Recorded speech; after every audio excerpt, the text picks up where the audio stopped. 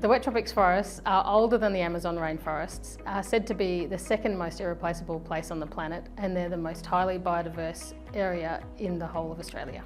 So this region's under significant threat, in particular climate change, but also development and biosecurity risks, so weeds and pests. But what we've seen over the last 20 years is a real reduction in the amount of investment in this region.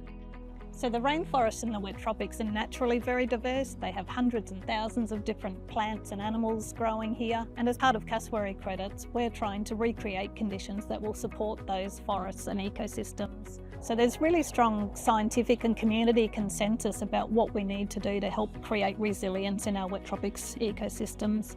So we know that we need to buffer our existing forests, and we also know that we need to recreate that connectivity between the forests to allow plants and animals to move as our climate changes.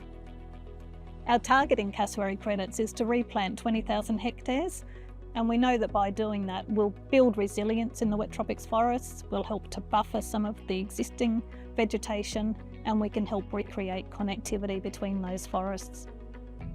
So the planting we're at today is around 3 years old. You can get a sense of how quickly things grow in the wet tropics here.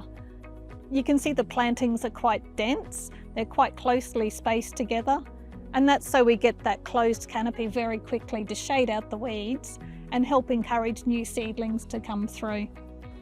The Cassowary Credit Scheme has had the involvement of a huge range of stakeholders, including landholders, all levels of government, Rainforest Aboriginal people, local landcare groups and researchers. So increasingly we're seeing interest from governments and also corporates to invest in nature, and that can be for philanthropic reasons. But more and more we're seeing that pressure come from shareholders and stakeholders. They want to see companies taking action to invest in nature and to support nature positive outcomes.